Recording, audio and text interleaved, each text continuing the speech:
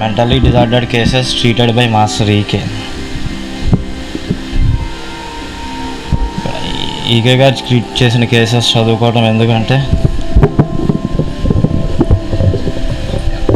అదే చదువుకోవటానికి ప్రారంభిస్తే అవి ఎన్ని చదువుకోవచ్చు, ఎన్ని తెలుసుకోవాలి, ఎలా ఆచరించాలి అనేవి ఎన్ని అని చెప్పడానికి ఏమి ఉండదు. కాకపోతే మనం ఇక్కడ అవైలబుల్గా ఉన్న కేసెస్ నుంచి కొన్ని వీలైనన్ని తెలుసుకునే ప్రయత్నం చేస్తాం. ఇక్కడ ఈకే గారి కేసెస్ ఆ విధానం చూసి ఆ ఇచ్చిన మందులు ఇచ్చిన డ్రగ్ సెలక్షనే కాకుండా మందు ఇవ్వటము, పేషెంట్తో డీల్ చేయటము, ఎలా మాట్లాడేవాళ్ళు, ఎలా ప్రవర్తించేవాళ్ళు, పేషెంట్ని ఎలా కన్విన్స్ చేయగలిగేవాళ్ళు, ఇవన్నీ కూడా తెలుసుకోవాల్సిన అవసరం చాలా ఉంటుంది. ఎందుకంటే ఈకే గారు చెప్పారు, knowledge acquired is burden, knowledge applied is wisdom. Materia medical, ఫిలాసఫీలు, రిపర్టరీలు, రీసెర్చ్ వర్క్స్ అన్నీ చదివి అవి ఎలా అప్లై చేయాలో తెలియకపోతే అది బర్డెన్ కింద మిగిలిపోతుంది తప్ప అది విజ్డమ్ కింద అవ్వదు. అది ఎలా అప్లై చేయాలి, ఎలా అప్రోచ్ అవ్వాలి అనేది మనకి ఈకే గారు ఇచ్చిన లైన్లో చాలా ఈజీగా అకాడమిక్ ఇన్స్టిట్యూషన్స్లో ఎక్కడా దొరకని టాపిక్స్, దొరకని ఇన్ఫర్మేషను, అవి ఎలా అప్లై చేయాలని ఎంత ఈజీగా అప్లై చేయొచ్చో మనకి ఈకే గారి కేసెస్లో ఉంటుంది.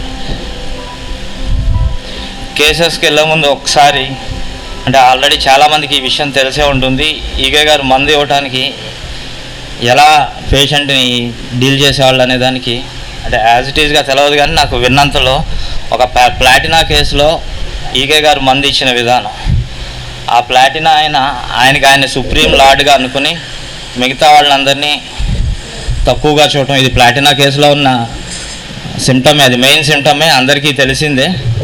కానీ అది ప్లాటినా పేషెంట్ అని తెలిసినా అది అడ్మినిస్ట్రేట్ ఎలా చేయాలి అనేది ఈకే గారు ఆచరించి చూపించిన విధానం ఒకటి. అప్పట్లో ఈకే గారి దగ్గరికి కూడా వచ్చి ఆయన సుప్రీం లార్డ్ కింద చెప్పుకుని మిగతా వాళ్ళందరినీ అండర్ ఎస్టిమేటెడ్గా చూస్తూ ఆయన మాట్లాడుతూ ఉంటే అప్పుడు ఈకే గారు చెప్పారంట, అవును మీరు అలా ఆ స్థాయికి చెందిన వారే, కాకపోతే నాకు నిన్న రాత్రి ఇలా చెప్పారు, మీతో మన ఇద్దరం కలిసి పని చేయాలని చెప్పి దానికి వెళ్దామని చెప్పి ఆయన్ని మాటలతో కన్విన్స్ చేసి ఆయనకి తీర్థంలో కలిపి ఇచ్చారు, ప్లాటినా డ్రగ్ ఇచ్చారని చెప్పారు. అంటే ఆ కేసు తెలిసినా, ఆ పేషెంట్ డ్రగ్ తెలిసినా అది అడ్మినిస్ట్రేట్ చేయడానికి ఆ యుక్తి ఎలా చూపించాలో అనేది ఈకే గారు ఆచరించి చూపించారు. అలాగే ఎన్నో కేసెస్లో చూపించారు. అలాంటివి తెలుసుకోవడం కోసం మనం ఈ కేసెస్ స్టడీ చేసి అవి అబ్జర్వ్ చేసుకోవాల్సి ఉంటుంది. అలాగే అనంతకృష్ణ మాస్టర్కి కూడా ఇంతకుముందు ఆయన ఎక్స్పీరియన్సెస్లో చెప్పినప్పుడు ఆర్నికా కేసుకి పేజీలు రాసిన తర్వాత ఎవరు ప్రతి డాక్టర్ దగ్గరికి వెళ్ళినా ఏం లేదంటే మాస్టారు చాలా పెద్ద ప్రాబ్లమే ఉంది, దీనికి మందు ఇస్తా అని చెప్పి ఆయన్ని కన్విన్స్ చేసిన తర్వాత ఆయన విని ఒప్పుకుని అప్పుడు మందు వేసుకున్నాను. ఆయన ఆర్నికా కేసు అని తెలిసినా, ఆ డ్రగ్ మనకి ఆర్నికా అని తెలిసినా ఆ పేషెంట్ని ఎలా ట్యాకిల్ చేయాలనేది తెలియకపోతే తెలిసిన నాలెడ్జ్ ఎక్వైర్డ్ ఈజ్ బర్డెన్ అన్నట్టుగానే ఉంటుంది తప్ప అది అప్లై చేయడానికి అవకాశం ఉండదు.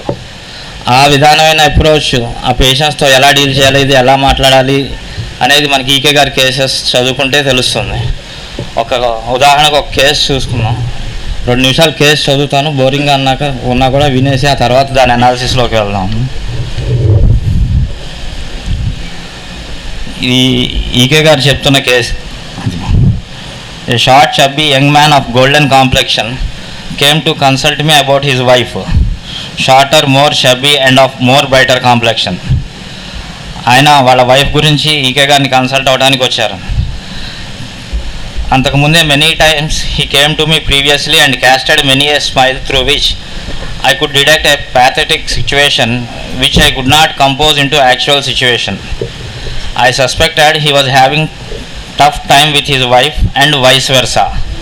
ఆయన్ని చూడంగానే ఈకే గారు గ్రహించారు ఆయనకి వాళ్ళ వైఫ్ వల్ల ఇబ్బంది, అలాగే వైస్ వెర్సా ఇది ఉండొచ్చేమో అని.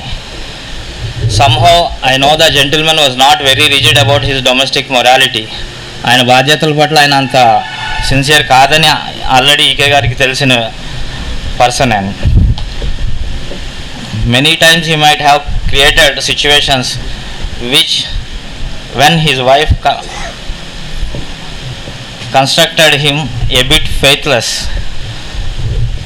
ఆయన వాళ్ళ భార్యకి ఆయన ప్రవర్తన వల్ల ఆయన మీద అసలు ఎటువంటి నమ్మకం లేని పరిస్థితి ఆయన క్రియేట్ చేశాడు. అంటే ఆయన మీద ఏ నమ్మకం లేకుండా ఉన్నారు ఆవిడ. ఆ స్థితి ఆయన బిహేవియర్ వల్ల క్రియేట్ చేశారు. ఆ వచ్చిన పర్సన్ ఈకే గారికి కంప్లైంట్స్ చెప్తున్నారంట. My wife suffers from severe headaches. She tried all the medicines in the market. She has consulted many doctors and now she feels rejected. The report continued. Headache గురించి చెప్పాడు ఆయన first. ఆ headache చాలా severe, ఎప్పటి నుంచో ఉన్నది, ఎంతోమందిని consult చేశారు, మొత్తం అందరు డాక్టర్స్ అయిపోయారు, అయినా ఏం ఉపయోగం లేదు. నెక్స్ట్ ఆయన కంప్లైంట్ చేసింది, since long years she has no wink of sleep. కొన్ని సంవత్సరాల నుంచి నిద్ర లేదు ఆవిడకి. Sleep is the one thing that she could not get in spite of many attempts. ఎన్ని ప్రయత్నాలు చేసినా ఏం చేసినా ఆవిడకి సంవత్సరాల తరబడి నిద్ర లేకుండా ఉంది. తర్వాత she is now full and she thinks she cannot be cured. ఇంకా ఆవిడకి అది క్యూర్ అవ్వదనే స్టేజ్ దాకా వెళ్ళిపోయారు. ఆ తర్వాత ఈకే గారు మళ్ళీ ఇంకా ఎంక్వైరీ చేస్తే he also explained she feels neglected. ఆవిడ అశ్రద్ధ చేయబడింది. She believes that I don't care for her. ఆ భర్త ఆమె పట్ల శ్రద్ధ చూపించట్లేదనే ఫీలింగ్లో ఉన్నారు ఆవిడ.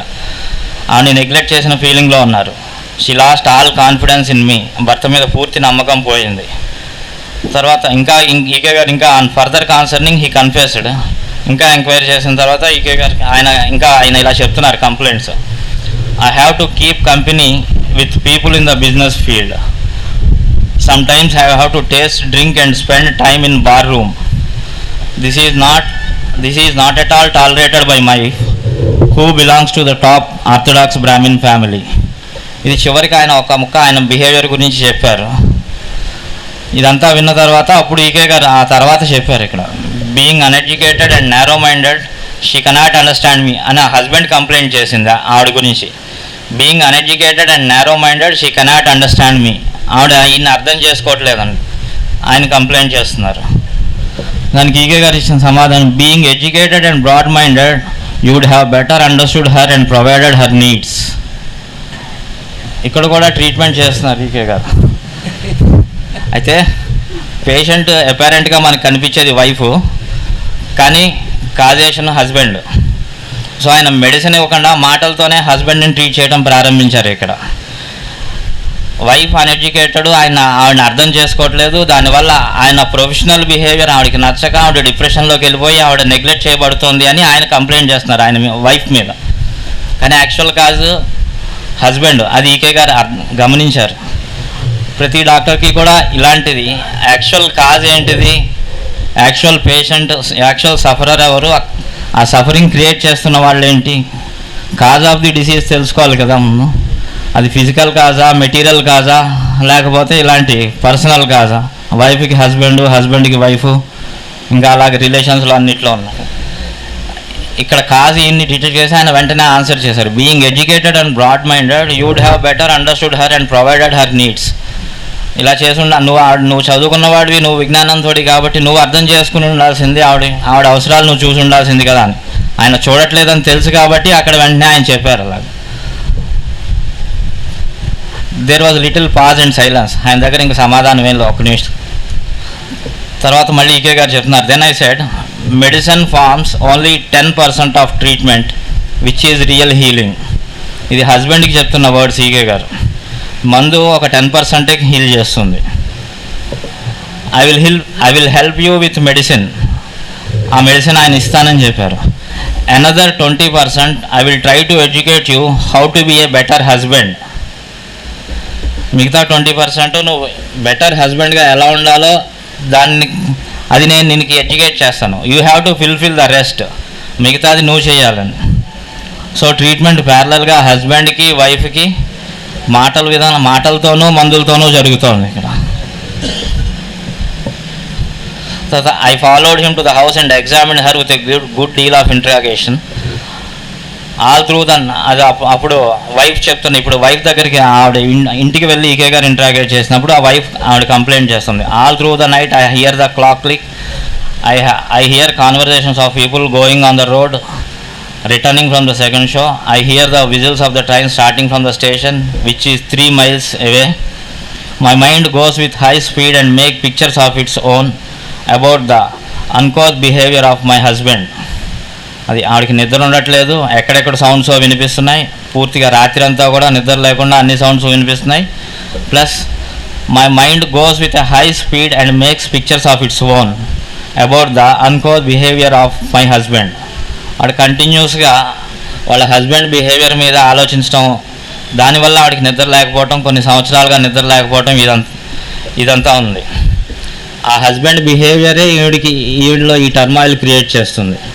దీనికి మందు ఇచ్చిన ఆయన మారకపోతే కాజ్ మెయింటైనింగ్ కాజ్ అలాగే ఉంటుంది, ఎన్నేళ్ళు వైద్యం చేసినా ట్రీట్మెంట్ అలాగే ఉంటుంది. అది ముందే గ్రహించి ఈకే గారు ఆల్రెడీ ఆయన్ని కూడా ట్యూన్ చేయడం మొదలుపెట్టి ట్రీట్మెంట్ స్టార్ట్ చేస్తున్నారు. ఈ type of approach especially mentally disordered కేసెస్లో, ఎందుకంటే చాలా మెంటల్లీ డిజార్డర్డ్ కేసెస్లో ఫిజికల్ కాజెస్ కాకుండా ఎమోషనల్ కాజెస్ ఇవన్నీ ఉంటాయి, భయము, కోపము, ద్వేషము, ఇలాంటివన్నీ. వీటికి ఏది కాజ్ ఉందో అది ఎలిమినేట్ చేయడానికి సరైన సజెషన్, డైరెక్షన్స్ మనం ఇవ్వాలి. ఇది ఆర్గనాన్లో కూడా ఉంది, ఒకసారి చూద్దాం. ఇప్పుడు ఆ ఆర్గనాన్లో ఉన్నది ఈకే గారు అలా ఆచరించి మనకి ఈ కేసెస్ ద్వారా చూపించి ఆ కేసెస్ ఎక్స్ప్లెయిన్ చేశారు. తర్వాత ఈకే గారు చెప్తున్నది, I could gain her confidence and administered coffea 50 ml 1 dose and waited for 15 days. ఇంత ఎంక్వైరీ చేసి హస్బెండ్కి ఇవ్వాల్సిన సజెషన్స్ ఇచ్చి కాఫియా 50 ml ఇచ్చారు. 15 days వెయిట్ చేశారు. I had to visit her house since her husband never care to report. మీనే వెళ్ళాలి, మళ్ళీ అవి వెళ్ళాల్సి వస్తుంది. అంటే ఆ పేషెంట్ పట్ల అంత కేర్ తీసుకోవడం అనేది ఎలా ఉండాలి, ఎక్కడ నెసెసిటీని బట్టి ఎక్కడ ఎలా వెళ్ళాలనేది అని ఇక్కడ చూపిస్తున్నారు. ఈ కేసులో ఒక డాక్టర్ కాదు, హీలర్ అని చెప్పాలి. యాజ్ ఏ హీలర్ ఎలా బిహేవ్ చేయాలి అనేది చాలా పాయింట్స్ ఈ కేసెస్లో విత్ రిలేట్ టు ఆర్గనాన్లో ఇచ్చినవే ఈకే గారు ఎలా ఆచరించి చూపించారో చాలా ఉన్నాయి ఈ కేసులో. ఈ కేసు మళ్ళీ ఫస్ట్ నుంచి ఒకసారి మళ్ళీ అనలైజ్ చేసుకుంటూ వద్దాం. కాఫియా 50 ml 1 dose ఇచ్చి 15 days వెయిట్ చేసి తర్వాత ఈకే గారే ఆయన ప్లాన్ చేసుకున్నారు ఆ ఇంటికి వెళ్ళడానికి. I had to visit her house ఎందుకనంటే since her husband never care to report her. I found that she began to sleep. She said she had some relief but she lost all hope about life. కొద్దిగా relief వచ్చినా జీవితం మీద ఇంకా hope ఏం రాలేదు ఆవిడకి. I waited for 2 more weeks and visited her again. I found the husband peeping through the window of the kitchen. అది ఆయన behaviour. I called him out and inquired about her. He said that she was quite well until 2 days back. Again all the troubles started. ఇక్కడ ఫిజికల్గా కాకుండా ఈకే గారి planning అవి ఎంత డివైన్గా work చేస్తాయంటే, ఆయన వెళ్ళేసరికి 2 days బ్యాక్ వరకు కూడా ఆవిడ 2 days నుంచే మళ్ళీ ఆవిడకి ప్రాబ్లమ్స్ రిపీట్ అయినాయి. ఆ టైంకి ఈయన వెళ్ళటం కూడా ప్లానింగ్ జరిగింది. అలా సిచ్యువేషనల్గా ఈ డివైన్ వర్క్స్ మాస్టర్స్ ఎలా చేస్తారనే దానికి ఇది కూడా ఒక నిదర్శనం అనమాట. అక్కడ రిపీట్ చేయాల్సిన టైంకే మళ్ళీ ఆయన వెళ్ళి అక్కడ 2nd dose రిపీట్ చేశారు.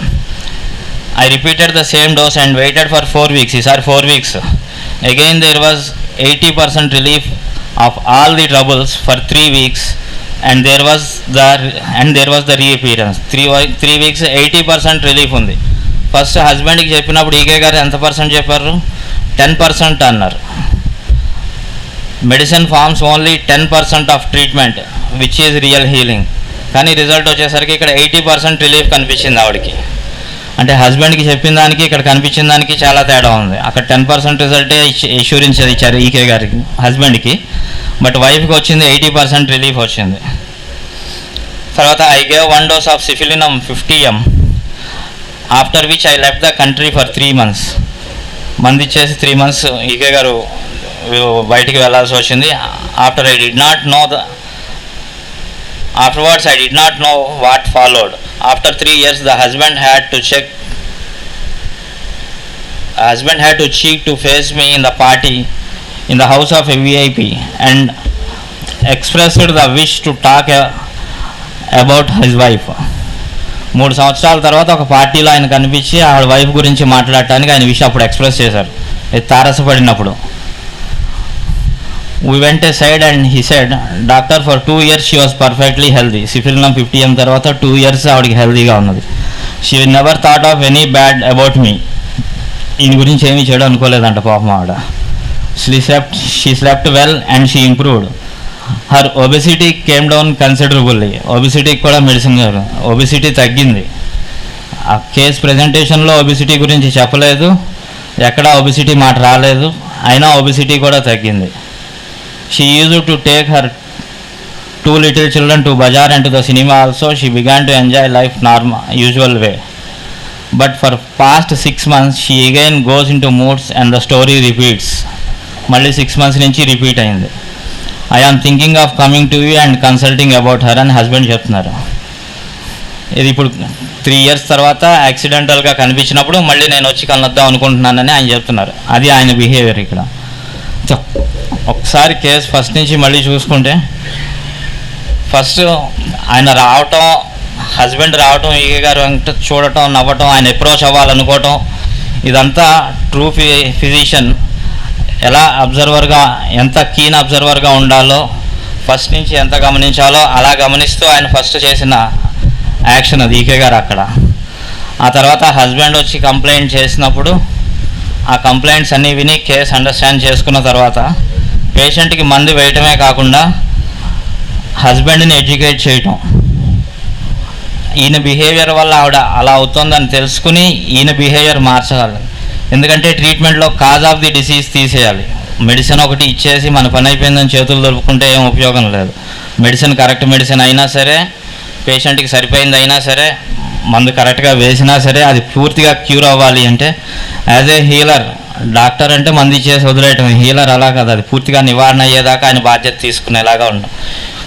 అలా హీలర్స్ని తయారు చేస్తున్నారు ఈకే గారు మాస్టర్ మనకి పొద్దున్న చెప్పారు కదా. ఆ వేలో వెళ్ళాలంటే దానికి కావాల్సినవి ఏమేమి మనం ఆచరించాలో అవన్నీ కూడా ఇక్కడ ఆచరించి చూపించారు. కీన్ అబ్జర్వర్ కింద కేసుని అబ్జర్వ్ చేయటం, మెడిసిన్ ఇవ్వటం, ఫ్యామిలీ మెంబర్స్ని ఎడ్యుకేట్ చేయటం, ఆ తర్వాత ఫాలో అప్ ఇవ్వటం. ఇక్కడ ఆల్రెడీ ముందుగా అబ్జర్వ్ చేసినా కూడా ఈకే గారు కేస్ టేకింగ్లో వితౌట్ ఎనీ బయస్డ్ ఐడియాస్ మొత్తం డీటెయిల్డ్గా హస్బెండ్ని మొత్తం మళ్ళీ అడిగి ఎంక్వైరీ చేసి కన్ఫర్మ్ చేసుకుని మెడిసిన్ అడ్మినిస్టర్ చేయటం, అన్బయస్డ్గా ఉండటం, కీన్ అబ్జర్వర్గా ఉండటం, కరెక్ట్ మెడిసిన్ సజెస్ట్ చేయడం, వేయటం, ఆ తర్వాత ఎడ్యుకేట్ చేయటం. ఆర్గనాన్లో దీని గురించి ఎఫ్ఆర్ఎం నెంబర్ 228లో మెంటల్ డిజార్డర్స్ ట్రీట్ చేయడం గురించి ఇచ్చారు. ఒకసారి 228 ఎఫ్ఆర్ఎం. ఇవి కాక దేహారోగ్యము చెడి సోరా వ్యాధుల్లో కనిపించు మానసిక బాధలు కబుర్లతో నివారణము కావు. సోరాను పోగొట్టు మందుల వైద్యంతో పాటు క్రమబద్ధమైన జీవన విధానము వారికి జోడింపవలను. మెడిసిన్ అడ్మినిస్టర్ చేయడంతో పాటు వాళ్ళకి జీవన విధానం ఎలా ఉండాలో వాళ్ళకి అది జోడించి వాళ్ళకి చెప్పాలి. దీంట్లో పార్ట్గా వైద్యుడును, రోగి యొక్క పరివారము, మందిచ్చే డాక్టరు, ఆ రోగి యొక్క పరివారం వాళ్ళ ఫ్యామిలీ, రోగి ఎడల ప్రవర్తించు విధానము కూడా చాలా నియమబద్ధంగా ఉండవలను. అవన్నీ కూడా ఒక ఆర్డర్లీగా ఉండాలి. డాక్టరు, పేషెంట్ ఫ్యామిలీ మెంబర్స్ కూడా నివారణకు మనకు అనుకూలమైన మానసిక బలమును సమకూర్చవలను. ఇదన్నీ కూడా డాక్టర్ డ్యూటీనే ఆర్గనాన్లో ఇచ్చారు ఫిజిషియన్కి సంబంధించినవి. ఆ కేసు ట్రీట్ అవ్వాలంటే దానికి కావాల్సిన మానసిక బలమును సమకూర్చవలసిన బాధ్యత కూడా వైద్యునిదే, హీలర్దే. ఇటువంటి కేసెస్లో ఇటువంటి కేసుతో ఎలా బిహేవ్ చేయాలి, ఎలా అప్రోచ్, ఎలా ఉండాలి డాక్టర్ అనేది దీంట్లో ఇచ్చారు ఆర్గనాన్లోనే మనకి. భీకరమైన ఉన్మాద చిత్తమును ఎదుర్కొన్నటకు ప్రశాంతము, ప్రసన్నము, అంటే హిస్టీరికల్ కేసెస్ డీల్ చేసేటప్పుడు చాలా ప్రసన్నంగా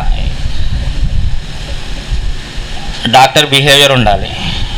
అలా ఉంటేనే ఆ హిస్టీరికల్ వాళ్ళు ఈ డాక్టర్ మీద కాన్ఫిడెన్స్ పెంచుకుని వాళ్ళ మొత్తం కేసు వాళ్ళు పూర్తిగా ఓపెన్ అయ్యి అన్ని కంప్లైంట్స్ కరెక్ట్గా చెప్పి మనకి కరెక్ట్ హిస్టరీ ఇస్తారు. ఈ టైప్ ఆఫ్ బిహేవియర్ ఉండాలి.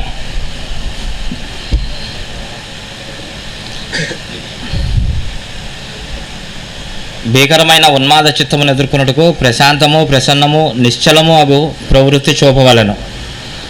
దీనముగా ఏడ్చు నిరాశ చెందుచున్న రోగికి నిశ్శబ్దము మౌనముతో కూడిన జాలి చూపులను ప్రసాదింపవలను. అర్థము లేని వాగుడు గల రోగికి నిర్లక్ష్యము లేనట్టి మౌనము చూపవలను.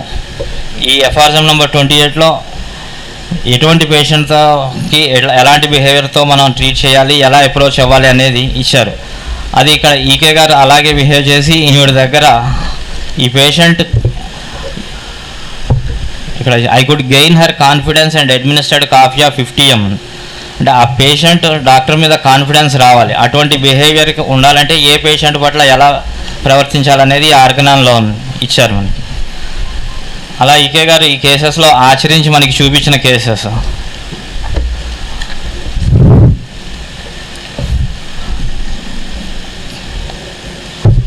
తర్వాత ఈకే గారు ఇచ్చిన ఈ మెంటలీ డిజార్డర్డ్ కేసెస్లోనే ఒక మిగతా చోట ఎక్కడా దొరకని రేర్ యూసేజ్ ఎలా చెప్పారంటే, ఆయన జెనీవాలో ఇచ్చిన లెక్చర్స్కి ట్రాన్స్లేషను ఎక్యూట్ రెమెడీస్ క్రానిక్ డిసీజెస్లో ఎలా ఇవ్వాలనే దాని మీద దానికి ఎగ్జాంపుల్గా ఇస్తూ ఈకే గారు జెనీవాలో లెక్చర్స్లో ఎకోనైటు, క్యామమిల్లా, బెల్లడోనా డ్రగ్స్ ఇవి ఎక్యూట్ షార్ట్ యాక్టింగ్ డ్రగ్స్, కానీ వీటిల్ని మెంటలీ డిజార్డర్డ్ క్రానిక్ కేసెస్లో వాడచ్చు అనేది ఈకే గారు ప్రాక్టికల్గా కేసెస్ ఇచ్చి చూపించారు. దాంట్లో ఫస్ట్ ఇది ఎకోనైట్, అది మెంటలీ డిజార్డర్డ్ కేసు కాకుండా క్యాన్సర్ కేసులో ఇచ్చారు. చాలామందికి ఆల్రెడీ వినే ఉంటారు. ఇది ఈ టాపిక్ సంబంధించింది కాదు కాబట్టి ఎకోనైట్ కాకుండా నెక్స్ట్ డ్రగ్ గురించి ఒక కేసు చెప్తూ, ఇది క్యామిల్లా కేసు గురించి. ఎక్యూట్ డ్రగ్స్ గురించి ఫస్ట్ ఎకోనైట్ ఇచ్చి దాన్ని ఫాలోయింగ్గా ఇలా చెప్పారు ఈకే గారు. తాత్కాలికంగా పనిచేసే ఔషధములతో మరొక అనుభవం, షార్ట్ యాక్టింగ్ రెమెడీస్తో ఈకే గారు ఎక్స్పీరియన్స్ మరొకటి. 26 సంవత్సరాల యువకుడు తల్లిదండ్రుల పొరపాటు వలన వికటించి భయంకరమైన ఉన్మాదమునకు గురైనాడు. ఒక హిస్టరికల్ కేసు అనమాట. 26 years. ఆ కుర్రవాడు వివాహం ఆడదలిచిన అమ్మాయిని అతని తల్లిదండ్రులు ఇష్టపడలేదు.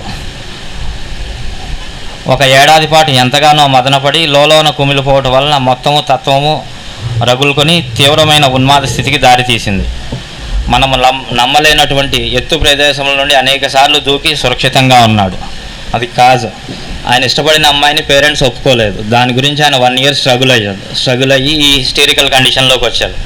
ఎత్తు ప్రదేశాల నుంచి దూకటం, వస్తువులు విరక్కొట్టడం, అనేక వస్తువులు విరక్కొట్టేవాడు, ఎందరినో గాయపరిచేవాడు, లోహపు వస్తువులను కూడా నమ్మశక్యం కాని రీతిలో విరక్కొట్టేవాడు. అంత బలంగా హిస్టరికల్ కేసెస్లో ఆల్రెడీ ఇది ఉంటుంది కదా, వాళ్ళు ఎంత ఎనర్జెటిక్గా ఉంటారో అది ఊహించడానికి వీలైనంత బలవంతంగా వాళ్ళని ట్యాకిల్ చేయడం కూడా చాలా డిఫికల్ట్గా ఉంటుంది. ఎవరు అతన్ని అదుపులో పెట్టలేకపోయారు. ఆ పరిస్థితుల్లో వాడిని నా దగ్గరికి తీసుకొచ్చారు. దగ్గరికి వెళ్ళి నన్నే చూడమన్నారు. అది అతను అలాంటి వైలెంట్ కేసెస్ని దగ్గరికి వెళ్ళి చూడాలన్నమాట. కొంతముందు జాగ్రత్త వహించి అతన్ని గమనించాను. అతనికి మందు వేయట ఒక సమస్యగా తయారైంది. అతని బిహేవియర్ మందు వేయటానికి సమస్యగా ఉంది. ఇలాంటి టీడీఎస్ కేసెస్లో మందు తెలిసినా, పేషెంట్ కండిషన్ తెలిసినా, డ్రగ్ తెలిసినా అడ్మినిస్టర్ చేయడానికి ఎలాంటి అప్రోచ్ ఉండాలి, ఎలాంటి బిహేవియర్ ఉండాలి అనేది మళ్ళీ ఈ కేసులో కూడా మనకి ఈకే గారు చూపించారు. అతనికి మందు వేయటం ఒక సమస్యగా తయారైంది. ఎందుచేతనంటే ఏ డాక్టర్నైనా అతడు చంపేస్తాడు. అప్పటికే అతడు మాంత్రికులతోనూ డాక్టర్లతోనూ విసిగిపోయాడు. కొందరిని కొట్టి తన్నాడు కూడా. ఆ పరిస్థితుల్లో ఏ మందు ప్రయోగించే ప్రశ్న లేదు. ఇంట్లోంచి బయటకు వచ్చి నన్ను అడిగాడు, మీరు కృష్ణమాచార్యులు కదా? అవును అన్నాను. వాడు మీ ఇంటికి వస్తానన్నాడు. ఆయనే వస్తా అన్నాడు పేషెంట్. వీళ్ళు అర్థం లేని, ఉపయోగం లేని మనుషులు. ఈ పేషెంట్ చెప్తున్నది. ఇక్కడ ఉండటం నాకు ఇష్టం లేదన్నాడు. నా అదృష్టం, అతడు నన్ను కరుణించాడు. మాస్టర్ అంటున్న మాటలు. అయితే నీవు నాతో వచ్చేయి అని అన్నాను. వెంటనే నాతో మా ఇంటికి వచ్చేసాడు. అతనికి ఒక మోతాదు మందు తీసుకోవాల్సిందిగా నచ్చజెప్పి ఒప్పించాను. వచ్చినా ఆయనకి మళ్ళీ నచ్చజెప్పి ఒప్పించాల్సి వచ్చింది. ఎందుకంటే ఇచ్చిన మందు క్యామిల్లా 50 ml ఒక మోతాదు ఇచ్చాను. అరగంటలో వానికి నిద్ర పట్టినది. అలా అవిరాముగా 8 గంటలు నిద్రపోయినాడు. తర్వాత లేచిన వెంటనే ఏదైనా తినటానికి ఇమ్మన్నాడు. మంచి ఆహారం తిన్నాడు. ఒక 30 గంటలు మంచి ప్రవర్తన. తర్వాత తన ఇంటికి వెళ్ళడానికి అంగీకరించాడు. తర్వాత మోతాదు ఎప్పుడు ప్రయోగించాలి లేక తర్వాత మందును ఎలా ఎంపిక చేయాలి అని వెయిట్ చేస్తున్నారు డీకే గారు ఎప్పుడు ప్రయోగించాలి ఏ మందు వేయాలని. మరో గంట తర్వాత అతన్ని చూడటానికి వెళ్ళాను. చాలా మర్యాదగా ఉన్నాడు. అతనే నన్ను ఆహ్వానించాడు. తన మటుకు తన ఆరోగ్య పరిస్థితిని చక్కగా వివరించాడు. మరో వారం తర్వాత తానే నా దగ్గరకు వచ్చాడు. తర్వాత వారం మళ్ళీ రమ్మన్నాను. రెండవ మోతాదు ఇచ్చేలోగా 6 మాసములు అలా గమనిస్తూ వచ్చాను. క్యామిల్లా 50 తర్వాత సెకండ్ డోస్ కోసం వెయిట్ చేస్తూ అలా 6 months వెయిట్ చేశారంట అబ్జర్వ్ చేస్తూ. క్యామిల్లాను మెటీరియా మెడికాలో చాలాసార్లు తాత్కాలికముగా పనిచేయే ఔషధంగానే పరిగణింపబడినది. దానిని ఎక్కడా విపాకమును ఎదుర్కొనగల ఔషధంగా పేర్కొనలేదు. తూజా వంటి విపాకమును ఎదిరించగల ఔషధముతో కూడా వేదనలు 3 మాసములకో 4 మాసములకో 6 మాసములకో తిరిగి వేయుచున్నాయి. తూజా లాంటి యాంటీమయాజమెటిక్ డీప్ మయాజమెటిక్ క్రానిక్ డ్రగ్స్ కూడా 3-4 monthsలో మళ్ళీ రిపీట్ అవుతున్నాయండి. కానీ ఈ తాత్కాలిక ఔషధము క్యామిల్లా షార్ట్ యాక్టింగ్ రెమెడీ అతన్ని 6 మాసములు ప్రశాంతంగా నిలబెట్టినది. అతడు నయం చేయబడ్డాడు. ఇప్పటికీ 6 సంవత్సరాలు అయినది. ఈ రోజు వరకు చక్కని ప్రవర్తన కలిగి ఆరోగ్యముగానే ఉన్నాడు. మా క్లినిక్కు వచ్చి సాయం కూడా చేస్తున్నాడు. ఈ క్యామిల్లా యొక్క యూసేజ్ వేరే ఎక్కడా దొరకంది. మనకి ఈకే గారు ఇలా చాలా డ్రగ్స్ ఇచ్చారు. ఎక్యూట్లో బ్యాసిలం స్ట్రెప్టోమైసిన్ మొన్న కరోనా సీజన్లో కూడా అవి ఎలా వాడాలి, వాటి డ్రగ్ పిక్చరు వాటి యూసేజు మనకి ఎక్కడా దొరకదు. ఇక్కడ ఈకే గారు ఇచ్చిన దీంట్లోనే. అలాగే క్యామిల్లా ఎకోనైట్ గురించి కూడా ఇచ్చారు. అది క్రానిక్ మెంటల్ డిజార్డర్డ్ కేసెస్లో కాకుండా క్యాన్సర్ లాంటి ప్యాథలాజికల్ కేసులో ఇచ్చి చెప్పారు. ఈ క్యామిల్లా గురించి ఇటువంటి యూసేజ్ కూడా మనకి ఎక్కడా దొరకంది ప్రాక్టికల్గా చూపించి ఇచ్చారు. ఇంకా దీని గురించి ఇంకా చెప్పారు.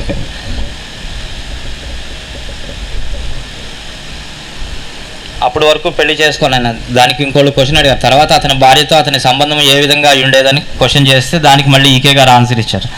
అతను సాంప్రదాయ సిద్ధంగానే వివాహం చేసుకున్నాను, తాను ప్రేమించిన అమ్మాయిని మాత్రమే చేసుకుంటా, ఇలా నార్మల్ లైఫ్ అంతా గడిపేశాం. అప్పటి వరకు మ్యారేజ్ చేసుకోనని డిప్రెషన్ అవటం ఉంది క్యామిల్లా 50 కంక్లూజన్. దీంట్లో ఈకే గారు ఇస్తున్న కంక్లూజను నాకు అర్థమైనది ఏమిటంటే అతనికి ఎంపిక విషయంలో వ్యక్తిగతమైన అభిప్రాయం ఏమీ లేదు. ఒక్కొక్కప్పుడు ఉండాలనేది, ఒప్పుకోకుండా ఉండాలనేది అతని కోరిక. ఆయన మ్యారేజ్ గురించి, ఆ పేషెంట్ గురించి. ఆ విధంగా ఈ కేసు ముగిసినది. మందు వేసిన తర్వాత ఉపశమనం కలిగిన అంగీకరించని అనేక మంది మహిళల విషయంలో ఈ అనుభవం నాకు ఉపయోగపడినది. క్యామిల్లా ఇంకా ఇలాంటి కేసెస్లో చాలా చోట్ల ఉపయోగపడిందని చెప్పారు. ఉదాహరణకు ఒక ఆమె సల్ఫర్ ఇచ్చారనుకోండి, ఆమె బాగుంటుంది, కానీ ఇంకా చెడిందని అంటుంది. క్యామిల్లా గురించి ఇంకా ఈకే గారు ఇస్తున్న వివరణ దీని గురించి. సల్ఫర్ ఇచ్చామనుకోండి, ఇంకా ఆమెకు బాగుంటుంది, కానీ ఇంకా చెడింది అంటుంది.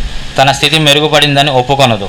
అయినా కొంత తడువు నిగ్రహించుకొని నీవు అనుకున్నది నిజమవునో కాదో సరిచూసుకో. అప్పుడు ఆమె తనకు కలిగిన నివారణను అంగీకరించుటకు సిద్ధము లేదని దృఢమవుతుంది. ఎమిల్రేషన్ వచ్చినా కూడా ఎక్కడా కూడా ఒప్పుకోరు వాళ్ళకి తగ్గిందని. ఇది క్యామిల్లా యొక్క ఇంకొక కీనోటు. ఇది క్యామిల్లా మహిళలకు సరిపోయే మనోవైఖరి. ఇలాంటి సిమ్టమ్స్ చూసి ఎంతోమందికి క్యామిల్లా ఇచ్చిన తర్వాత వాళ్ళ మెంటల్లీ డిజార్డర్డ్ కేసెస్ ఈ అక్యూట్ రెమెడీతో చాలా సంవత్సరాలు వాళ్ళకి రిలీఫ్ వచ్చి వాళ్ళ లైఫ్ సేవ్ అయిన కేసెస్ ఉన్నాయి.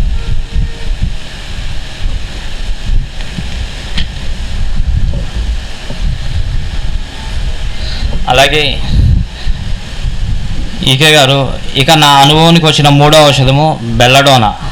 Short acting remedies deep mentally disordered కేసెస్లో ఎలా పనిచేస్తున్నాయి అనేది ఎగ్జాంపుల్స్తో ఇచ్చిన కేసు క్యామిల్లా. తర్వాత ఈకే గారు చెప్పింది బెల్లడోనా. ప్రత్యేకించి బెల్లడోనాను అల్పకాలిక చర్యను ప్రేరేపించేదిగా పరిగణించారు. మూర్ఛరోగంతో ఉన్న ఒక కుర్రవానికి మా దగ్గరకు తెచ్చారు. అతనికి 8 సంవత్సరాల ప్రాయం ఉంటుంది. మేము మాట్లాడుచున్నాం. తండ్రి ఒక పక్క, తల్లి ఒక పక్కన ఆ పిల్లవాడిని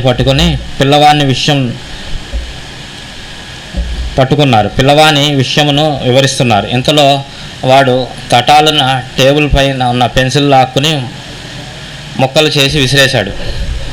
కేస్ టేకింగ్ చేస్తూ ఉంటేనే అబ్జర్వేషన్, పేషెంట్ బిహేవియర్ని అబ్జర్వ్ చేస్తున్నారు. ఆ బాబుని గురించి పేషెంట్ నేరేట్ చేస్తుంటే ఆయన టేబుల్ మీద ఉన్న పెన్సిల్స్ విసిరేయటం, ఇలాంటి బిహేవియర్తో ఉన్నాడు. ఆ పిల్లవాడు ఆ పెన్సిల్ను తీయటానికి కానీ ముక్కలు చేయటం కానీ కనిపెట్టలేదు. అది ఆ పిల్లవాని యొక్క శీఘ్రగతి. ఆ బిహేవియర్ ఎంత ర్యాపిడ్గా ఉన్నదంటే అది తీయటం, ఆయన ముక్కలు చేయటం, విసిరేయటం కూడా పక్కనే ఉన్న పేరెంట్స్ ఎవరు గ్రహించలేనంత స్పీడ్గా చేస్తారు. డిస్ట్రక్షన్ అంత వైలెంట్గా, అంత స్పీడ్గా ఉంది. ఇది బెల్లడోనా యొక్క కీనోట్. మరో నిమిషం తర్వాత ఒక గ్లాసును లాగేసి వీధిలోకి విసిరేశాడు. అతని తల్లిదండ్రులు గ్లాస్ వంక చూస్తుండగా ఈసారి ఒక పుస్తకంను లాగేసి దాన్ని తలకిందులుగా వేలాడదీశాడు. అటువంటి పనులు చేస్తూనే పళ్ళు కొరుకుచూ వణుకుచూస్తున్నాడు. ఇలాంటి బిహేవియర్తో ఆయనకి ఇన్ఫాంటైల్ కన్వల్జేషన్స్ కూడా వచ్చినాయి. ఈ కేసు గురించి ఎక్స్ప్లెయిన్ చేస్తూ కెంట్ మహాశయుడు రాసిన లెస్సర్ రైటింగ్స్ ఆధారంగా నేను అది చోబరికిల్నం కేసేనని ఆలోచించాను. మరి అతడు బెల్లడోనా వేదనలు చూపిస్తున్నాడు. కెంట్ లెస్సర్ రైటింగ్స్ ప్రకారం ఈకే గారికి అది చోబరికిల్నం కేసు అనే ఆలోచించారు. కానీ అతని బిహేవియర్ చూస్తే బెల్లడోనా కేసు. మరి అతడు బెల్లడోనా వేదనలు చూపిస్తున్నాడు, కానీ బెల్లడోనాకు సరిపోడు. ఎందుకంటే దీర్ఘవ్యాధితో ఉన్న రోగి. క్రానిక్ ఇన్ఫాంటైల్ కన్వల్షన్స్ కూడా ఉన్నాయి. క్రానిక్ కేసు ఇది. బెల్లడోనా దీర్ఘ వ్యాధులను ఎదుర్కొని మందు కాదు. నిర్ద్వందంగా అతడు దీర్ఘ విపాక రోగియే. అందుచేత లోతుగా పనిచేయ మందే కావాలి అతనికి. కానీ అతని ప్రవర్తనావళి చూస్తే బెల్లడోనా రోగిలాగానే ఉన్నది. అప్పుడు బెల్లడోనా 200 ఒక మోతాదు ఇచ్చాను. రాబో 2.5 మాసాల్లో ఎటువంటి పొర్లు రాలేదు. అతన్ని అబ్జర్వ్ చేసి అతని బిహేవియర్ని బట్టి షార్ట్ యాక్టింగ్ అయినా కూడా బెల్లడోనా 200 ఇచ్చారు. 2 months ఎటువంటి కన్వల్షన్స్ లేవు. అంతకు పూర్వం సగటు వారానికి 2 సార్లు వచ్చేదంట అతనికి కన్వల్షన్స్. వీక్లీ 2 times వచ్చే కన్వల్షన్స్ బెల్లడోనా 200 తర్వాత 2 months వరకు ఎటువంటి కన్వల్షన్స్ లేదు. ఆ తర్వాత ఒక్కసారి మాత్రమే వచ్చింది, కానీ మరో మోతాదు వేయలేదు. ఎందుచేతనంటే ఎప్పుడైనా ఒకసారి వచ్చినంత మాత్రాన వ్యాధి తోడినట్లు కాదు. ఒక్కసారి కేసు రిపీట్ అవ్వగా, ఒక సిమ్టమ్ కొద్దిగా రిపీట్ అవ్వగానే ఆ ఇంటెన్సిటీ కూడా చూసుకుని అది వేయాలా లేదా అనాలిసిస్ చేసుకోవాలి. కొద్దిగా ఇంటెన్సిటీతో సిమ్టమ్ రిపీట్ అవ్వగానే డోస్ రిపీట్ చేస్తే మళ్ళీ అక్కడ ఫెయిల్యూరే ఉంటుంది. ఒకసారి రిపీట్ అయినా కూడా రిపీట్ చేయకుండా వెయిట్ చేశారు. తలనొప్పి ఏ విధంగా ఒక వేదన కాదో అదే విధంగా మూర్ఛ కూడా. అది కూడా ఒక కంప్లైంటే తప్ప అది ఒక డిసీజ్ కాదు. రిపీట్ అయితే డిసీజ్ రిపీట్ అయిందని మళ్ళీ ఆ సిమ్టమ్ రిపీట్ అయిందనుకుని వెంటనే వేసేయటం కాదు. వందలాది మూర్ఛ కేసుల్లో గల అనుభవాన్ని బట్టి చూస్తే పొరలు పునరావృతం కావటం వేదనలు పునరావృతం అయినట్టు కాదు. కన్వల్షన్స్ రిపీట్ అయిన ప్రతిసారి సిమ్టమ్స్ రిపీట్ అయినట్టు కాదు. కన్వల్షన్స్ పూర్తిగా తగ్గే వరకు కొన్నిసార్లు వస్తూనే ఉంటాయి. అది రిపీట్ అయిపోయింది అనుకుని మెయిన్ డోస్ రిపీట్ చేయకూడదు. ఇక్కడ ఇటువంటి కేసెస్లో చాలామంది వైద్యులు ఇటువంటి పరిస్థితుల్లో మూర్ఛ రోగుల విషయంలో, ఉపశమ రోగుల విషయంలో చిక్కుల్లో పడతారు. అంటే మొదటి మోతాదు ఇంకా పని చేయుచున్నప్పుడే మరొకసారి మోతాదునివ్వట లేక వేరే ఔషధంను ఎంపిక చేసి వేయటా చేస్తారు. మిస్గైడ్ అయ్యి మళ్ళీ డ్రగ్ రిపీట్ చేస్తే ఆ కేసు మన చేతులారా మనమే స్పాయిల్ చేసినట్టు అవుతుంది. ఎప్పటి వరకు వెయిట్ చేయాలనేది కూడా మనకి చెప్తున్నారు. ఇక్కడ అట్టి పొరపాటు చేస్తే కేసు అడ్డం తిరుగుతుంది. నివారణ ఒక గడ్డు సమస్యగా మారుతుంది. ఆ కేసు మన చేతులారా మనం స్పాయిల్ చేయటమే. మూర్ఛ రోగులకు వైద్యం చేయనప్పుడు ఇది ఒక సూక్ష్మమైన అంశంగా గ్రహించాలి. అంత కాన్సన్ట్రేట్స్గా అబ్జర్వ్ చేసుకుని జాగ్రత్త తీసుకుని రిపిటేషన్ చేయాల్సిన అవసరం ఉంటుంది. తర్వాత 2-3 మాసాలు అతని ప్రవర్తనలో చక్కని మార్పు వచ్చింది. అలా వెయిట్ చేయడం వల్ల 2-3 months అతనికి ఇంప్రూవ్మెంట్ వచ్చింది. మరో 3 మాసాల తర్వాత అతన్ని స్థితి మరలా తిరగజారింది. 3 months తర్వాత అప్పుడు రిపీట్ అయింది.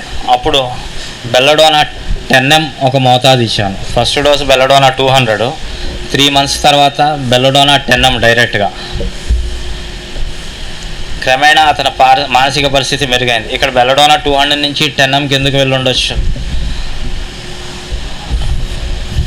ఫస్ట్లో బెల్లడోనా వేయటానికి ఇది షార్ట్ యాక్టింగ్ రెమెడీ, కానీ అక్కడ ఉన్నది డీప్ యాక్టింగ్ క్రానిక్ డిసీజ్. దాంతో ఒక బెల్లడోనా డీప్ యాక్టింగ్ డిసీజ్ని ట్యాకిల్ చేస్తుందనేది మెటీరియా మెడికల్లో మనకి లేదు కాబట్టి 200తో వేశారు. 200 వేస్తే ఒక 200 డోస్తోనే 3 months రిలీఫ్ వచ్చింది. తర్వాత 10mgకి వెళ్ళడానికి మోస్ట్ ప్రాబిలిటీ దాని సీట్ ఆఫ్ ది డిసీజ్ అది మెంటల్ ప్లేన్లో హయ్యర్ ప్లేన్స్లో ఉన్నది కాబట్టి దానికి ఆ పొటెన్సీలో వేస్తారు. క్రమేణీ అతని మానసిక పరిస్థితి మెరుగై కేవలం 2-3 సార్లు మాత్రమే మూర్ఛ అవుతుంది. తర్వాత గ్రాడ్యువల్గా అతనికి ఇంప్రూవ్మెంట్ వస్తూ ఈనాటికి అతనికి దీర్ఘవ్యాధి మరొక మందు వేయవలసిన పరిస్థితి రాలేదు. అతని మూర్ఛ వ్యాధి బెల్లడోనా 200 ఒక మోతాదు, 10mలో ఒక మోతాదుతోనే పూర్తిగా నివారణ అయింది. ఒక డోస్ 200, ఒక డోస్ 10mతో పూర్తిగా ఆ కేసు టోటల్గా రికవరీ అయింది. ఆ కేసు పట్టిక నా రికార్డులో ఇంకా భద్రపరిచి ఉంచాను. అది ఈకే గారు ఇంకా దాన్ని ప్రిజర్వ్ చేసుకుని ఉంచారంట. అప్పటికి అది చెప్పేటప్పటికి ఆ కుర్రవాడు నా పర్యవేక్షణలోనే ఉన్నాడు. తర్వాత అతని ఎంత ఇంప్రూవ్మెంట్ వచ్చిందో ఇచ్చారు. ఇలా బెల్లడోనా, క్యామిల్లా లాంటి antimiasmatic short acting remedies deep seated chronic డిసీజెస్లో ఎలా వేయాలి అనేది ఈకే గారు ప్రాక్టికల్గా ఆచరించి చూపించి ఇక్కడ ఒక చిన్న సజెషన్ ఇచ్చారు.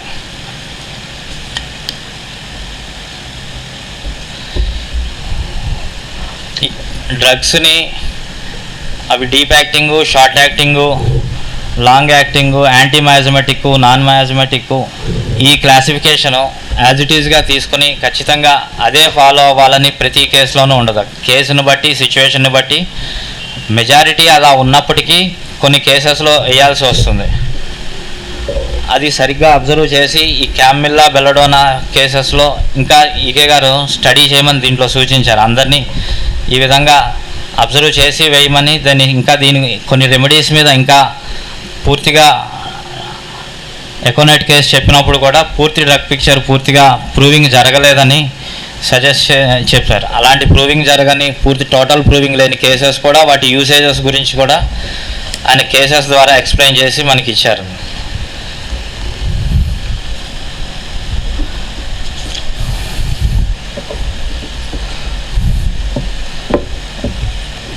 ఈ షార్ట్ యాక్టింగ్ రెమెడీస్ గురించి కూడా ఆర్గనాన్లో ఉన్నది మనకి.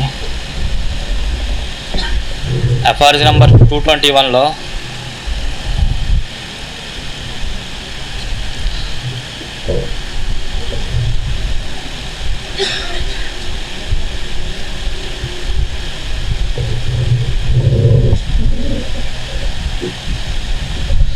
ఎఫ్ఆర్జీ నెంబర్ 221 కొందరికి తీవ్రమగు భయము, మనసు విరిగిపోవట మనకు ఆకస్మిక కారణముల వలన అక్కడ క్యామిల్లా కేసులో లాగా అతను మ్యారేజ్ చేసుకోవాలని అనుకున్న అమ్మాయితో పేరెంట్స్ ఒప్పుకోకపోవడం వల్ల అతని మెంటల్ కండిషన్లో సివియర్ టర్మాయిల్ వచ్చి దాని ఇయర్స్ టుగెదర్ ఆయన బాధపడి ఆ హిస్టీరికల్ స్టేజ్కి వచ్చాడు. అలాంటి కాజెస్ కొందరికి తీవ్రమగు భయము, మనసు విరిగిపోవట మనకు ఆకస్మిక కారణముల వలన తాత్కాలికముగా పిచ్చెక్కును. కొందరికి మద్యము ఎక్కువ సేవించడం వలన కూడా కలుగును. ఈ పిచ్చి తీవ్రమైన తరుణ వ్యాధియే కానీ దీర్ఘవ్యాధి కాదు. అయినను తెర వెనక సోరా లేనిచో ఇది సంభవించదు. సో ఇక్కడ అది సివియర్ అక్యూట్ డిసీజే తప్ప క్రానిక్ డిసీజెస్ కాదు.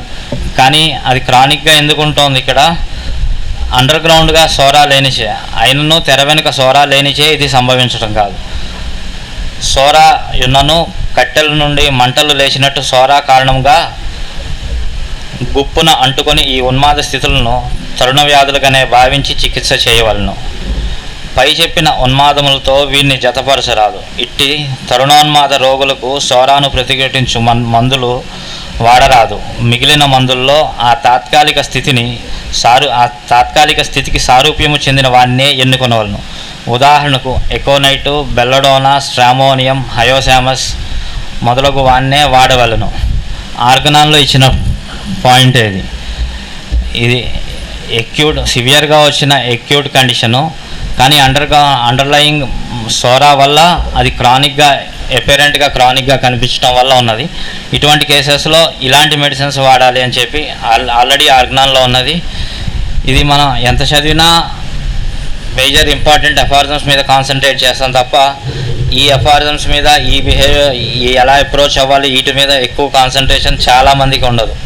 కానీ ఈకే గారు ప్రతి ఎఫారిజంని దాన్ని పూర్తిగా A to Z ఆర్గనాన్ మొత్తాన్ని ఆయన కేసెస్లో ప్రాక్టికల్గా అప్లికబుల్ చేసి చాలా కేసెస్లో ఆర్గనాన్లో ఉన్న ప్రతి పాయింట్ని కూడా ఆయన కేసెస్లో ఇచ్చారు. ఆయన కేసెస్ చదువుకుంటూ వెళ్తుంటే ఇది మానసిక వ్యాధుల చికిత్స అనే హెడ్డింగ్లో ఆర్గనాన్లో మనకి ఈకే గారు ఇచ్చిన ఆర్గనాన్లో మెంటలీ డిజార్డర్డ్ కేసెస్ ట్రీట్మెంట్ గురించి ఇచ్చిన కండిషన్లో చెప్పింది. దీనికి సంబంధించిన కేసే మనకి ఈ క్యామిల్లా. ఇది అయితే పొటెన్సీ గురించి కూడా ఇక్కడే ఆర్గనాన్లో ఇచ్చారు. ఈ మందులను మిక్కిలిగా సూక్ష్మీకరింప చేయబడిన మోతాదుల్లో వాడినచో సారూప్యమగు తాత్కాలిక వ్యాధి ఉపశమించును. అటుపైన వారి ఎందలి మంటలు చల్లారి మరలా సోరా అంతర్వాహినిగా సర్దుకొన్ను. రోగి పూర్తిగా ఆరోగ్యంతుని వల్లే కోలుకొన్ను. దీనికి ఇచ్చిన ఫుట్నోట్లో ఇట్టి వ్యాధుల్లో పై చెప్పిన బెల్లడోనా మనుగు మందులు 10 mg 50 mg CM మొదలగు మోతాదుల్లో వాడినచో కానీ వ్యాధులు లొంగవు.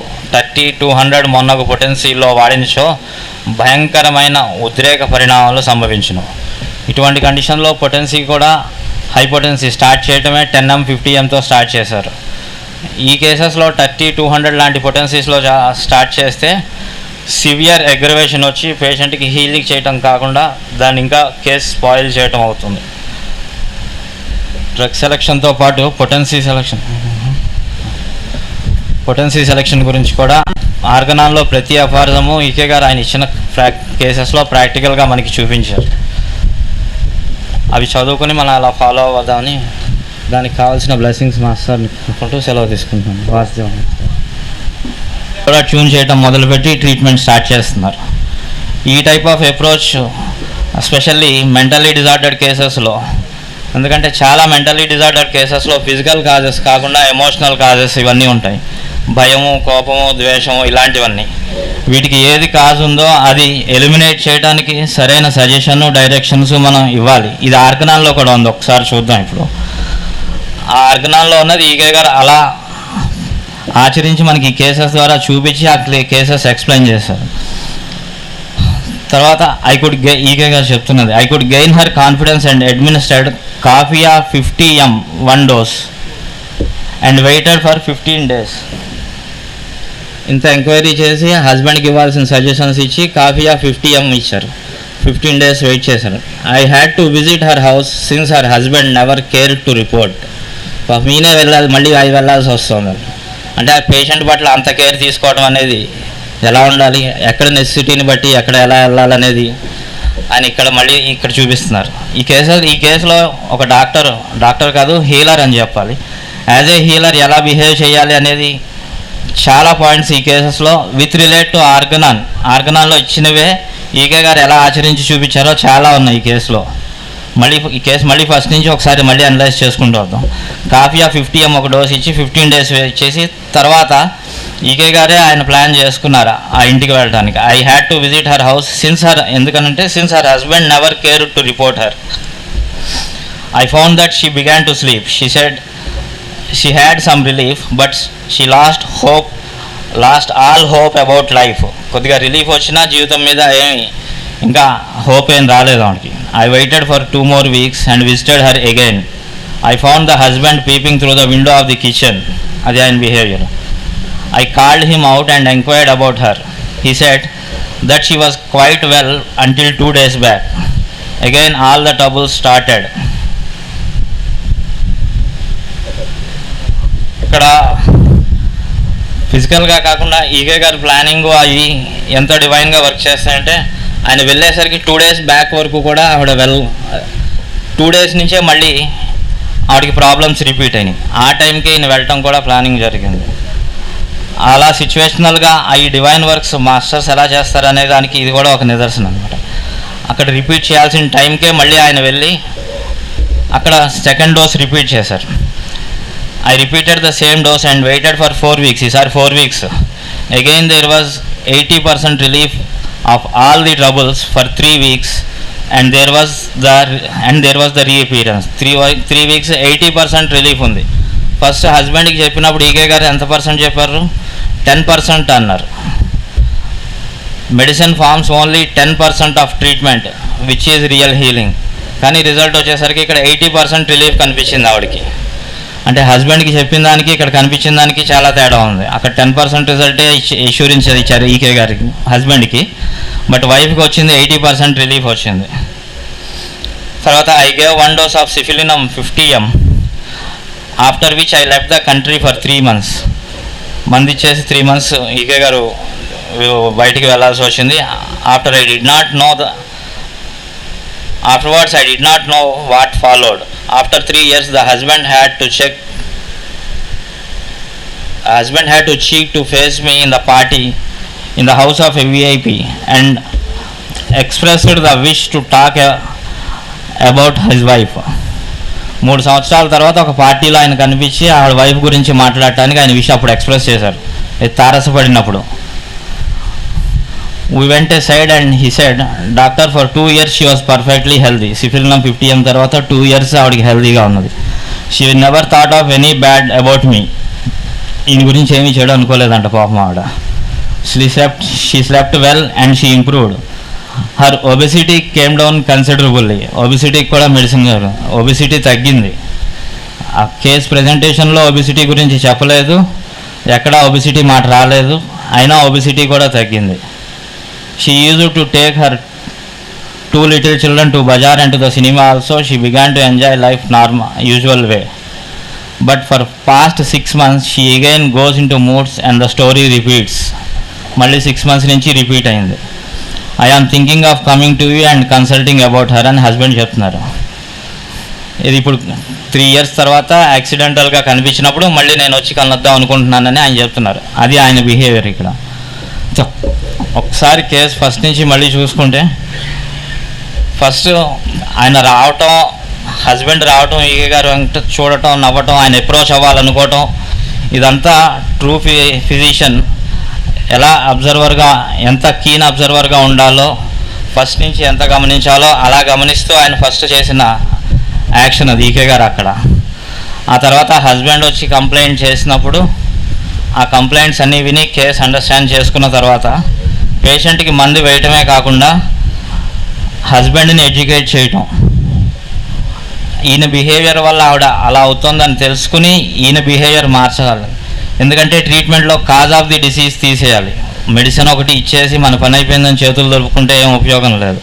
మెడిసిన్ కరెక్ట్ మెడిసిన్ అయినా సరే, పేషెంట్కి సరిపోయింది అయినా సరే, మందు కరెక్ట్గా వేసినా సరే, అది పూర్తిగా క్యూర్ అవ్వాలి అంటే యాజ్ ఏ హీలర్, డాక్టర్ అంటే మందు ఇచ్చేసి వదిలేయటం, హీలర్ అలా కదా, అది పూర్తిగా నివారణ అయ్యేదాకా ఆయన బాధ్యత తీసుకునేలాగా ఉండడం. అలా హీలర్స్ని తయారు చేస్తున్నారు ఈకే గారు మాస్టర్ మనకి పొద్దున్న చెప్పారు కదా. ఆ వేలో వెళ్ళాలంటే దానికి కావాల్సినవి ఏమేమి మనం ఆచరించాలో అవన్నీ కూడా ఇక్కడ ఆచరించి చూపించారు. కీన్ అబ్జర్వర్ కింద కేసుని అబ్జర్వ్ చేయటం, మెడిసిన్ ఇవ్వటం, ఫ్యామిలీ మెంబర్స్ని ఎడ్యుకేట్ చేయటం, ఆ తర్వాత ఫాలో అప్ ఇవ్వటం. ఇక్కడ ఆల్రెడీ ముందుగా అబ్జర్వ్ చేసినా కూడా ఈకే గారు కేస్ టేకింగ్లో వితౌట్ ఎనీ బయస్డ్ ఐడియాస్ మొత్తం డీటెయిల్డ్గా హస్బెండ్ని మొత్తం మళ్ళీ అడిగి ఎంక్వైరీ చేసి కన్ఫర్మ్ చేసుకుని మెడిసిన్ అడ్మినిస్టర్ చేయటం, అన్బయస్డ్గా ఉండటం, కీన్ అబ్జర్వర్గా ఉండటం, కరెక్ట్ మెడిసిన్ సజెస్ట్ చేయడం, వేయటం, ఆ తర్వాత ఎడ్యుకేట్ చేయటం. ఆర్గనాన్లో దీని గురించి ఎఫ్ఆర్ఎం నెంబర్ 228లో మెంటల్ డిజార్డర్స్ ట్రీట్ చేయడం గురించి ఇచ్చారు. ఒకసారి 228 ఎఫ్ఆర్ఎం.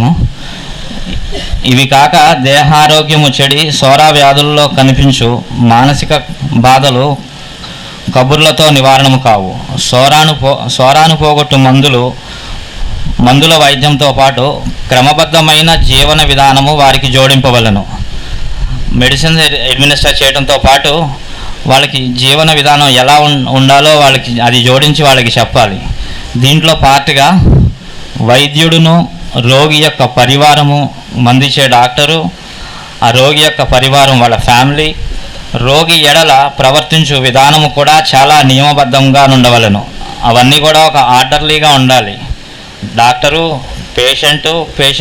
పేషెంట్ ఫ్యామిలీ మెంబర్స్ కూడా నివారణకు మనకు అనుకూలమైన మానసిక బలమును సమకూర్చవలను. ఇదన్నీ కూడా డాక్టర్ డ్యూటీనే ఆర్గనాన్లో ఇచ్చారు ఫిజిషియన్కి సంబంధించినవి. ఆ కేసు ట్రీట్ అవ్వాలంటే దానికి కావాల్సిన మానసిక బలమును సమకూర్చవలసిన బాధ్యత కూడా వైద్యునిదే, హీలర్దే. ఇటువంటి కేసెస్లో ఇటువంటి కేసుతో ఎలా బిహేవ్ చేయాలి, ఎలా అప్రోచ్, ఎలా ఉండాలి డాక్టర్ అనేది దీంట్లో ఇచ్చారు ఆర్గనాన్లోనే. మనకి భీకరమైన ఉన్మాద చిత్తమును ఎదుర్కొన్నటకు ప్రశాంతము, ప్రసన్నము అంటే హిస్టీరికల్ కేసెస్ డీల్ చేసేటప్పుడు చాలా ప్రశాంతంగా ప్రసన్నంగా డాక్టర్ బిహేవియర్ ఉండాలి. అలా ఉంటేనే ఆ హిస్టీరికల్ వాళ్ళు ఈ డాక్టర్ మీద కాన్ఫిడెన్స్ పెంచుకుని వాళ్ళ మొత్తం కేసు వాళ్ళు పూర్తిగా ఓపెన్ అయ్యి అన్ని కంప్లైంట్స్ కరెక్ట్గా చెప్పి మనకి కరెక్ట్ హిస్టరీ ఇస్తారు. ఈ టైప్ ఆఫ్ బిహేవియర్ ఉండాలి.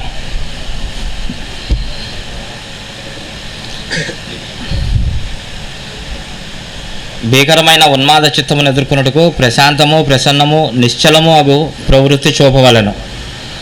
దీనముగా ఏడ్చు నిరాశ చెందుచున్న రోగికి నిశ్శబ్దము మౌనముతో కూడిన జాలి చూపులను ప్రసాదింపవలను. అర్థము లేని వాగుడు గల రోగికి నిర్లక్ష్యము లేనట్టి మౌనము చూపవలను. ఈ ఎఫ్ఆర్ఎం నెంబర్ 28లో ఎటువంటి పేషెంట్కి ఎలాంటి బిహేవియర్తో మనం ట్రీట్ చేయాలి, ఎలా అప్రోచ్ అవ్వాలి అనేది ఇచ్చారు. అది ఇక్కడ ఈకే గారు అలాగే బిహేవ్ చేసి ఈవిడ దగ్గర ఈ పేషెంట్ ఇక్కడ I could gain her confidence and administered coffee of 50 ml. అంటే ఆ పేషెంట్ డాక్టర్ మీద కాన్ఫిడెన్స్ రావాలి. అటువంటి బిహేవియర్కి ఉండాలంటే ఏ పేషెంట్ పట్ల ఎలా ప్రవర్తించాలనేది ఆర్గనాన్లో ఇచ్చారు మనకి. అలా ఈకే గారు ఈ కేసెస్లో ఆచరించి మనకి చూపించిన కేసెస్.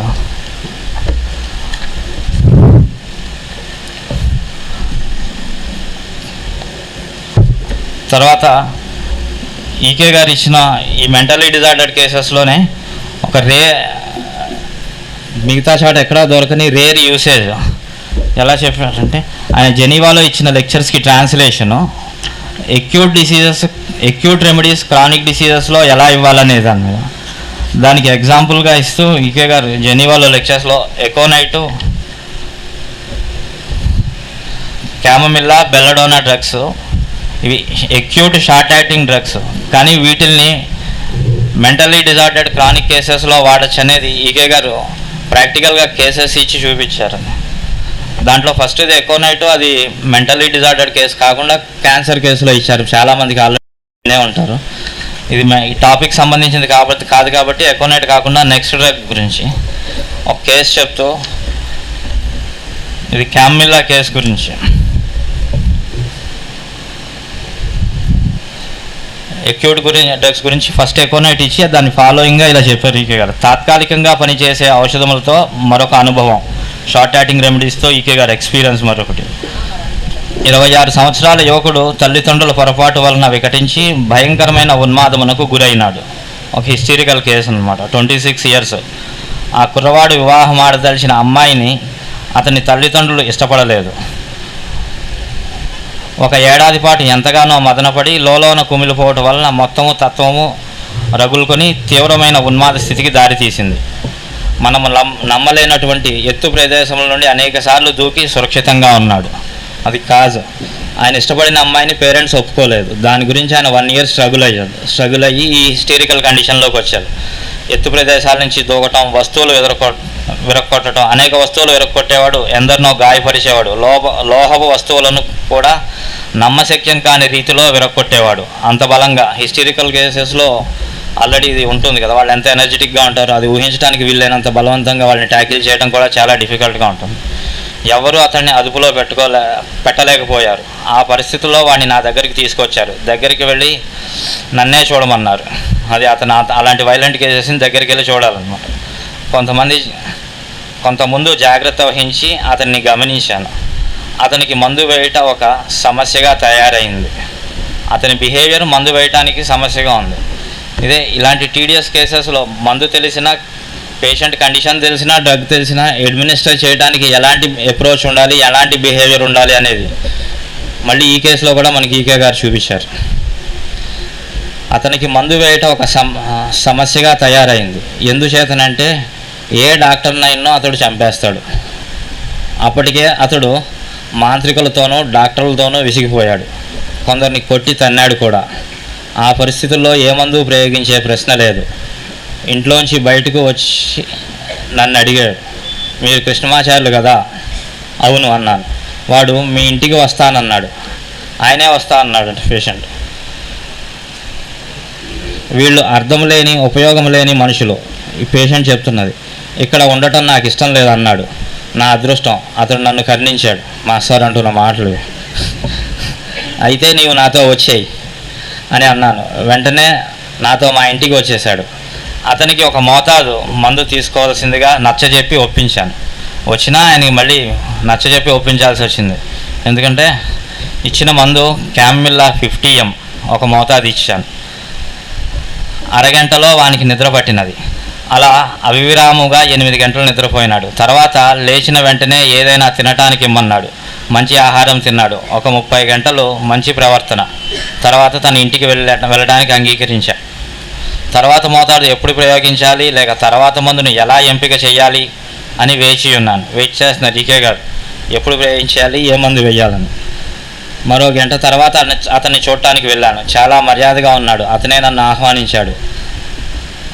తన మటుకు తనే తన ఆరోగ్య పరిస్థితిని చక్కగా వివరించాడు. మరో వారం తర్వాత తానే నా దగ్గరకు వచ్చాడు. తర్వాత వారం మళ్ళీ రమ్మన్నాను. 2వ మోతాదు ఇచ్చేలోగా 6 మాసములు అలా గమనిస్తూ వచ్చాను.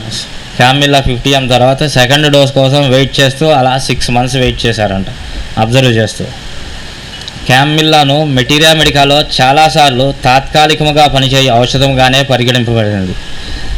దానిని ఎక్కడా విపాకమును ఎదుర్కొనగల ఔషధంగా పేర్కొనలేదు. తూజా వంటి విపాకమును ఎదిరించగల ఔషధముతో కూడా వేదనలు 3 మాసములకో 4 మాసములకో 6 మాసములకో తిరిగి వేయుచున్నాయి. తూజా లాంటి యాంటీమయాజమెటిక్, డీప్ మయాజమెటిక్, క్రానిక్ డ్రగ్స్ కూడా 3-4 monthsలో మళ్ళీ రిపీట్ అవుతున్నాయి. కానీ ఈ తాత్కాలిక ఔషధము క్యామిల్లా షార్ట్ యాక్టింగ్ రెమెడీ అతన్ని 6 మాసములు ప్రశాంతంగా నిలబెట్టినది. అతడు నయం చేయబడ్డాడు. ఇప్పటికీ 6 సంవత్సరాలు అయినది. ఈ రోజు వరకు చక్కని ప్రవర్తన కలిగి ఆరోగ్యముగానే ఉన్నాడు. మా క్లినిక్కు వచ్చి సాయం కూడా చేస్తున్నాడు. ఈ క్యామిల్లా యొక్క యూసేజ్ వేరే ఎక్కడా దొరకంది.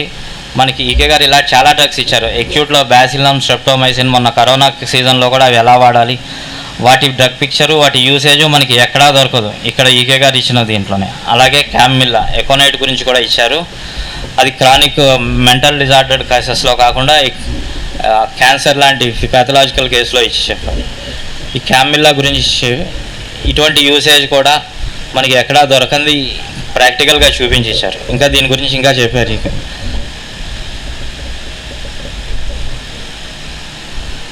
అప్పటి వరకు పెళ్లి చేసుకున్నాను. దానికి ఇంకోళ్ళు క్వశ్చన్ అడిగారు. తర్వాత అతని భార్యతో అతని సంబంధం ఏ విధంగా ఉండేదని క్వశ్చన్ చేస్తే దానికి మళ్ళీ ఈకే గారు ఆన్సర్ ఇచ్చారు.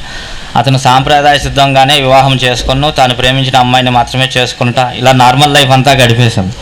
అప్పటి వరకు మ్యారేజ్ చేసుకోనని డిప్రెషన్ అవటం ఉంది క్యామిల్లా 50 కంక్లూజన్. దీంట్లో ఈకే గారు ఇస్తున్న కంక్లూజను నాకు అర్థమైనది ఏమిటంటే అతనికి ఎంపిక విషయంలో వ్యక్తిగతమైన అభిప్రాయం ఏమీ లేదు. ఒక్కొక్కప్పుడు ఉండాలనేది, ఒప్పుకోకుండా ఉండాలనేది అతని కోరిక.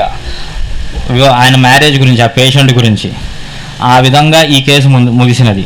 మందు వేసిన తర్వాత ఉపశమనం కలిగిన అంగీకరించని అనేక మంది మహిళల విషయంలో ఈ అనుభవం నాకు ఉపయోగపడినది. క్యామిల్లా ఇంకా ఇలాంటి కేసెస్లో చాలా చాట్ల ఉపయోగపడిందని చెప్పారు. ఉదాహరణకు ఒక ఆమె సల్ఫర్ ఇచ్చారనుకోండి, ఆమె బాగుంటుంది కానీ ఇంకా చెడిందని అంటుంది. క్యామిల్లా గురించి ఇంకా ఈకే గారు ఇస్తున్న వివరణ దీని గురించి.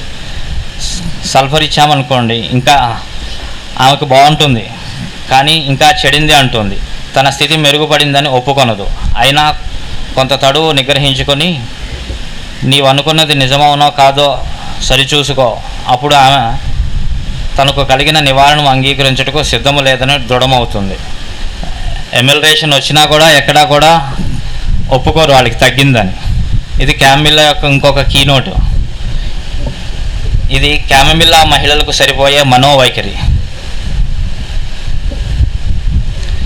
ఇలాంటి సిమ్టమ్స్ చూసి ఎంతోమందికి క్యామిల్లా ఇచ్చిన తర్వాత వాళ్ళ మెంటల్లీ డిజార్డర్డ్ కేసెస్ ఈ అక్యూట్ రెమెడీతో చాలా సంవత్సరాలు వాళ్ళకి రిలీఫ్ వచ్చి వాళ్ళ లైఫ్ సేవ్ అయిన కేసెస్ ఉన్నాయి.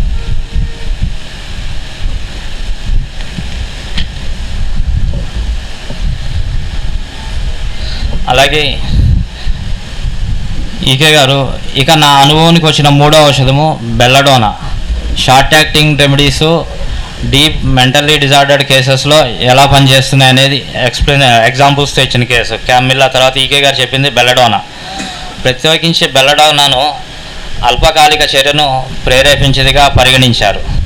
మూర్ఛరోగంతో ఉన్న ఒక కుర్రవానికి మా దగ్గరకు తెచ్చారు. అతనికి 8 సంవత్సరాల ప్రాయం ఉంటుంది. మేము మాట్లాడుచున్నాం. తండ్రి ఒక పక్క, తల్లి ఒక పక్కన ఆ పిల్లవాడిని పట్టుకున్నారు. పిల్లవాని విషయమును వివరిస్తున్నారు. ఇంతలో వాడు తటాలున టేబుల్ పైన ఉన్న పెన్సిల్ లాక్కుని ముక్కలు చేసి విసిరేశాడు. కేస్ టేకింగ్ చేస్తూ ఉంటేనే అబ్జర్వేషన్, పేషెంట్ బిహేవియర్ని అబ్జర్వ్ చేస్తున్నారు. ఆ బాబుని గురించి పేషెంట్ నేరేట్ చేస్తుంటే ఆయన టేబుల్ మీద ఉన్న పెన్సిల్స్ విసిరేయటం, ఇలాంటి బిహేవియర్తో ఉన్నాడు. ఆ పిల్లవాడు ఆ పెన్సిల్ను తీయటానికి కానీ ముక్కలు చేయటం కానీ కనిపెట్టలేదు. అది ఆ పిల్లవాని యొక్క శీఘ్రగతి. ఆ బిహేవియర్ ఎంత ర్యాపిడ్గా ఉన్నదంటే అది తీయటం, ఆయన ముక్కలు చేయటం, విసిరేయటం కూడా పక్కనే ఉన్న పేరెంట్స్ ఎవరు గ్రహించలేనంత స్పీడ్గా చేస్తారు. డిస్ట్రక్షన్ అంత వైలెంట్గా, అంత స్పీడ్గా ఉంది. ఇది బెల్లడోనా యొక్క కీనోట్. మరో నిమిషం తర్వాత ఒక గ్లాసును లాగేసి వీధిలోకి విసిరేశాడు. అతని తల్లిదండ్రులు గ్లాస్ వంక చూస్తుండగా ఈసారి ఒక పుస్తకమును లాగేసి దాన్ని తలకిందులుగా వేలాడదీశాడు. అటువంటి పనులు చేస్తూనే పళ్ళు కొరుకుచూ వణుకుచూస్తున్నాడు. ఇలాంటి బిహేవియర్తో ఆయనకి ఇన్ఫాంటైల్ కన్వర్జేషన్స్ కూడా వచ్చినాయి. ఈ కేసు గురించి ఎక్స్ప్లెయిన్ చేస్తూ కెంట్ మహాశయుడు రాసిన లెస్సర్ రైటింగ్స్ ఆధారంగా నేను అది చోబరికిల్నం కేసేనని ఆలోచించాను. మరి అతడు బెల్లడోనా వేదనలు చూపిస్తున్నాడు. కెంట్ లెస్సర్ రైటింగ్స్ ప్రకారం ఈకే గారికి అది చోబరికిల్నం కేసు అనే ఆలోచించారు. కానీ అతని బిహేవియర్ చూస్తే బెల్లడోనా కేసు. మరి అతడు బెల్లడోనా వేదనలు చూపిస్తున్నాడు. కానీ బెల్లడోనాకు సరిపోడు. ఎందుకంటే దీర్ఘవ్యాధితో ఉన్న రోగి. క్రానిక్ ఇన్ఫాంటైల్ కన్వల్షన్స్ కూడా ఉన్నాయి. క్రానిక్ కేసు ఇది. బెల్లడోనా దీర్ఘ వ్యాధులను ఎదుర్కొని మందు కాదు. నిర్ద్వందంగా అతడు దీర్ఘ విపాక రోగియే. అందుచేత లోతుగా పనిచేయ మందే కావాలి అతనికి. కానీ అతని ప్రవర్తనావళి చూస్తే బెల్లడోనా రోగిలాగానే ఉన్నది. అప్పుడు బెల్లడోనా 200 ఒక మోతాదు ఇచ్చాను. రాబో 2.5 మాసాల్లో ఎటువంటి పొర్లు రాలేదు. అతన్ని అబ్జర్వ్ చేసి అతని బిహేవియర్ని బట్టి షార్ట్ యాక్టింగ్ అయినా కూడా బెల్లడోనా 200 ఇచ్చారు. 2 months ఎటువంటి కన్వల్షన్స్ లేవు. అంతకు పూర్వం సగటు వారానికి 2 సార్లు వచ్చేదంట అతనికి కన్వల్షన్స్. వీక్లీ 2 times వచ్చే కన్వల్షన్స్ బెల్లడోనా 200 తర్వాత 2 months వరకు ఎటువంటి కన్వల్షన్స్ లేదు. ఆ తర్వాత ఒక్కసారి మాత్రమే వచ్చింది. కానీ మరో మోతాదు వేయలేదు. ఎందుచేతనంటే ఎప్పుడైనా ఒకసారి వచ్చినంత మాత్రాన వ్యాధి తోడినట్లు కాదు. ఒక్కసారి కేసు రిపీట్ అవ్వగా, ఒక సిమ్టమ్ కొద్దిగా రిపీట్ అవ్వగానే ఆ ఇంటెన్సిటీ కూడా చూసుకుని అది వేయాలా లేదా అనాలిసిస్ చేసుకోవాలి. కొద్దిగా ఇంటెన్సిటీతో సిమ్టమ్ రిపీట్ అవ్వగానే డోస్ రిపీట్ చేస్తే మళ్ళీ అక్కడ ఫెయిల్యూరే ఉంటుంది. ఒకసారి రిపీట్ అయినా కూడా రిపీట్ చేయకుండా వెయిట్ చేశారు. తలనొప్పి ఏ విధంగా ఒక వేదన కాదో అదే విధంగా మూర్ఛ కూడా. అది కూడా ఒక కంప్లైంటే తప్ప అది ఒక డిసీజ్ కాదు. రిపీట్ అయితే డిసీజ్ రిపీట్ అయిందని మళ్ళీ ఆ సిమ్టమ్ రిపీట్ అయిందనుకుని వెంటనే వేసేయటం కాదు. వందలాది మూర్ఛ కేసుల్లో గల అనుభవాన్ని బట్టి చూస్తే పొర్లు పునరావృతం కావటం వేదనలు పునరావృతం అయినట్టు కాదు. కన్వల్షన్స్ రిపీట్ అయిన ప్రతిసారి సిమ్టమ్స్ రిపీట్ అయినట్టు కాదు. కన్వల్షన్స్ పూర్తిగా తగ్గే వరకు కొన్నిసార్లు వస్తూనే ఉంటాయి. అది రిపీట్ అయిపోయింది అనుకుని మెయిన్ డోస్ రిపీట్ చేయకూడదు. ఇక్కడ ఇటువంటి కేసెస్లో చాలామంది వైద్యులు ఇటువంటి పరిస్థితుల్లో మూర్ఛ రోగుల విషయంలో, ఉబ్బసం రోగుల విషయంలో చిక్కుల్లో పడతారు. అంటే మొదటి మోతాదు ఇంకా పని చేయొచ్చున్నప్పుడే మరొకసారి మోతాదునివ్వట లేక వేరే ఔషధంను ఎంపిక చేసి వేయటా చేస్తారు. మిస్గైడ్ అయ్యి మళ్ళీ డ్రగ్ రిపీట్ చేస్తే ఆ కేసు మన చేతులారా మనమే స్పాయిల్ చేసినట్టు అవుతుంది. ఎప్పటి వరకు వెయిట్ చేయాలనేది కూడా మనకి చెప్తున్నారు. ఇక్కడ అట్టి పొరపాటు చేస్తే కేసు అడ్డం తిరుగుతుంది. నివారణ ఒక గడ్డు సమస్యగా మారుతుంది. ఆ కేసు మన చేతులారా మనం స్పాయిల్ చేయటమే. మూర్ఛ రోగులకు వైద్యం చేయనప్పుడు ఇది ఒక సూక్ష్మమైన అంశంగా గ్రహించాలి. అంత కాన్సన్ట్రేట్స్గా అబ్జర్వ్ చేసుకుని జాగ్రత్త తీసుకుని రిపిటేషన్ చేయాల్సిన అవసరం ఉంటుంది. తర్వాత 2-3 మాసాలు అతని ప్రవర్తనలో చక్కని మార్పు వచ్చింది. అలా వెయిట్ చేయడం వల్ల 2-3 months అతనికి ఇంప్రూవ్మెంట్ వచ్చింది. మరో 3 మాసాల తర్వాత అతన్ని స్థితి మరలా తిరగజారింది. 3 months తర్వాత అప్పుడు రిపీట్ అయింది. అప్పుడు బెల్లడోనా 10 mg ఒక మోతాదు ఇచ్చాను. ఫస్ట్ డోస్ బెల్లడోనా 200, 3 months తర్వాత బెల్లడోనా 10 mg డైరెక్ట్గా. క్రమేణా అతని మానసిక పరిస్థితి మెరుగైంది. ఇక్కడ బెల్లడోనా 200 నుంచి 10 mg ఎందుకు వెళ్ళి ఉండొచ్చు? ఫస్ట్లో బెల్లడోనా వేయటానికి ఇది షార్ట్ యాక్టింగ్ రెమెడీ, కానీ అక్కడ ఉన్నది డీప్ యాక్టింగ్ క్రానిక్ డిసీజ్. దాంతో ఒక బెల్లడోనా డీప్ యాక్టింగ్ డిసీజ్ని ట్యాకిల్ చేస్తుంది అనేది మెటీరియల్ మెడికల్లో మనకి లేదు కాబట్టి 200తో వేశారు. 200 వేస్తే ఒక 200 డోస్తోనే 3 months రిలీఫ్ వచ్చింది. తర్వాత 10mకి వెళ్ళడానికి మోస్ట్ ప్రాబిలిటీ దాని సీట్ ఆఫ్ ది డిసీజ్ అది మెంటల్ ప్లేన్లో హయ్యర్ ప్లేన్స్లో ఉన్నది కాబట్టి దానికి ఆ పొటెన్సీలో వేస్తారు. క్రమేణీ అతని మానసిక పరిస్థితి మెరుగై కేవలం 2-3 సార్లు మాత్రమే మూర్ఛ అవుతుంది. తర్వాత గ్రాడ్యువల్గా అతనికి ఇంప్రూవ్మెంట్ వస్తూ ఈనాటికి అతనికి దీర్ఘవ్యాధి మరొక మందు వేయవలసిన పరిస్థితి రాలేదు. అతని మూర్ఛ వ్యాధి బెల్లడోనా 200 ఒక మోతాదు, 10mలో ఒక మోతాదుతోనే పూర్తిగా నివారణ అయింది. ఒక డోస్ 200, ఒక డోస్ 10mతో పూర్తిగా ఆ కేసు టోటల్గా రికవరీ అయింది. ఆ కేసు పట్టిక నా రికార్డులో ఇంకా భద్రపరిచి ఉంచాను. అది ఈకే గారు ఇంకా దాన్ని ప్రిజర్వ్ చేసుకుని ఉంచారంట అప్పటికి, అది చెప్పేటప్పటికి. ఆ కుర్రవాడు నా పర్యవేక్షణలోనే ఉన్నాడు. తర్వాత అతని ఎంత ఇంప్రూవ్మెంట్ వచ్చిందో ఇచ్చారు. ఇలా బెల్లడోనా, క్యామిల్లా లాంటి antimiasmatic short acting remedies deep seated chronic డిసీజెస్లో ఎలా వేయాలి అనేది ఈకే గారు ప్రాక్టికల్గా ఆచరించి చూపించి ఇక్కడ ఒక చిన్న సజెషన్ ఇచ్చారు.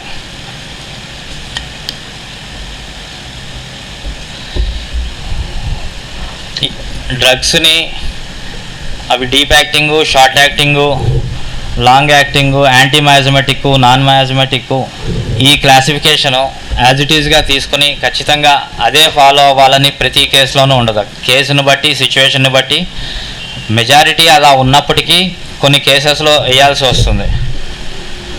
అది సరిగ్గా అబ్జర్వ్ చేసి ఈ క్యామిల్లా, బెల్లడోనా కేసెస్లో ఇంకా ఈకే గారు స్టడీ చేయమని దీంట్లో సూచించారు. అందరినీ ఈ విధంగా అబ్జర్వ్ చేసి వేయమని, దీని కొన్ని రెమెడీస్ మీద ఇంకా పూర్తిగా ఎకోనైట్ కేసు చెప్పినప్పుడు కూడా పూర్తి డ్రగ్ పిక్చర్ పూర్తిగా ప్రూవింగ్ జరగలేదని సజెస్ట్ చెప్పారు. అలాంటి ప్రూవింగ్ జరగని, పూర్తి టోటల్ ప్రూవింగ్ లేని కేసెస్ కూడా వాటి యూసేజెస్ గురించి కూడా ఆయన కేసెస్ ద్వారా ఎక్స్ప్లెయిన్ చేసి మనకి ఇచ్చారు.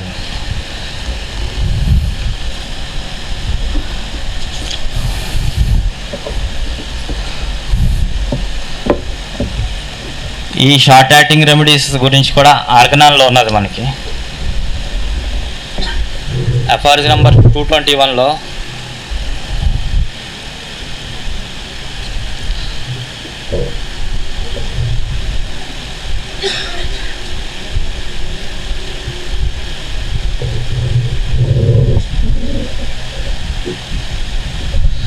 ఎఫ్ఆర్జీ నెంబర్ 221 కొందరికి తీవ్రమగు భయము, మనసు విరిగిపోవట మనకు ఆకస్మిక కారణముల వలన, అక్కడ క్యామిల్లా కేసులో లాగా అతను మ్యారేజ్ చేసుకోవాలని అనుకున్న అమ్మాయితో పేరెంట్స్ ఒప్పుకోకపోవడం వల్ల అతని మెంటల్ కండిషన్లో సివియర్ టర్మాయిల్ వచ్చి దాని ఇయర్స్ టుగెదర్ ఆయన బాధపడి ఆ హిస్టీరికల్ స్టేజ్కి వచ్చాడు.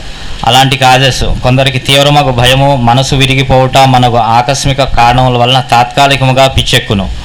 కొందరికి మద్యము ఎక్కువ సేవించడం వలన కూడా కలుగును. ఈ పిచ్చి తీవ్రమైన తరుణ వ్యాధియే కానీ దీర్ఘ వ్యాధి కాదు. అయినను తెర వెనక సోరా లేనిచో ఇది సంభవించదు. సో ఇక్కడ అది సివియర్ అక్యూట్ డిసీజే తప్ప క్రానిక్ డిసీజెస్ కాదు.